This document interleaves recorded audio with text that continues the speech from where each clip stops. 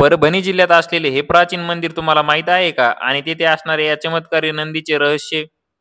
तर चला बघूया आज. तर रामकृष्ण हरी मित्रांनो, मी तुमचा मित्र नवनाथ राजबिंडे आणि शोध प्राचीन मराठवाड्याचा या भागामध्ये मी आज जाणार आहे परभणी जिल्ह्यात असणाऱ्या हातनूर या गावामध्ये. तेथे 400 ते 500 वर्ष जुने असलेले नागनाथ महादेवाचे प्राचीन मंदिर आहे. आणि हे गाव परभणी जिल्ह्यातील सेलू तालुक्यामध्ये स्थित आहे. आणि लगेच वेळ न दवडता मी लगेच आतमध्ये गेलो मंदिरामध्ये. आणि या मंदिरामध्ये एवढी स्वच्छता ठेवलेली आहे गावकऱ्यांनी की तुम्ही तिथं गेल्यानंतर तुम्हाला कळेलच. आणि मंदिराच्या आतमध्ये गेल्यानंतर तुमची सर्वात आधी नजर जाईल ती मंदिराच्या कळसाकडे. कारण हे मंदिर एवढं सुंदर स्वरूपात बांधणी केलेलं आहे आणि हे मंदिर पूर्णपणे हेमाडपंथी स्वरूपात बांधकाम केलेलं आहे त्याचे. मित्रांनो, मी तुमच्यासाठी एवढी सुंदर सुंदर प्राचीन मंदिरे आणि जागा शोधून काढतो. त्यामुळे आपल्या चॅनलला नक्की फॉलो करा आणि लाईक करा आणि शेअर करा तुमच्या मित्रांना.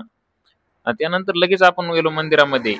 आणि मंदिराचा गाभारा एवढा सुंदर आणि पूर्णपणे रेखीव काम केलेलं आहे की आतमध्ये गेल्यानंतर तुम्हाला एक वेगळीच फिलिंग येईल. मंदिराच्या प्रत्येक खांबावर काही ना काहीतरी रेखीव काम आणि कोरीव काम केलेले आहे. आणि ते सुंदर अशी महादेवाची पिंड आहे. घ्या दर्शन मित्रांनो. मंदिराची पूर्ण उभारणी हेमाडपंथी आणि दगडी स्वरूपामध्ये केलेली आहे आणि प्रत्येक जागेवर काही ना काहीतरी कोरीव काम केलेले आहे. आणि हे असे कोरीव काम करणे आता तरी शक्य नाही मित्रांनो. बघा हे किती सुंदरपणे कोरीव काम केलेले आहे. आणि मंदिराच्या आत दर्शन घेऊन बाहेर आल्यानंतर आपली सर्वात आधी नजर जाते ते इथे सुंदर असलेल्या बारवापाशी. आणि हे बारव इतकं पुरातन आहे तरी बी गावकऱ्यांनी याची इतकी सुंदरपणे देखरेख केली आहे की खरंच याच्यातील पाणी देखील बघा तुम्ही किती सुंदर आहे. त्यामध्ये आपली स्वतःची प्रतिबिंब दिसते.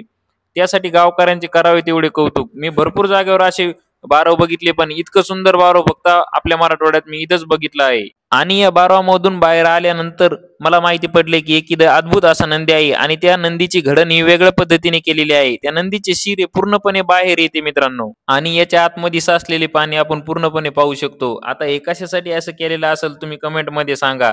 असं नंदी मी पहिल्यांदाच बघितलं आहे. त्यामुळे तुम्ही या मंदिराला नक्की एकदा भेट द्या मित्रांनो. हे मंदिर खूप सुंदर आहे. आणि जाता जाता आपल्या व्हिडिओला फॉलो आणि लाईक नक्की करून जा मित्रांनो. भेटू पुढच्या व्हिडिओमध्ये.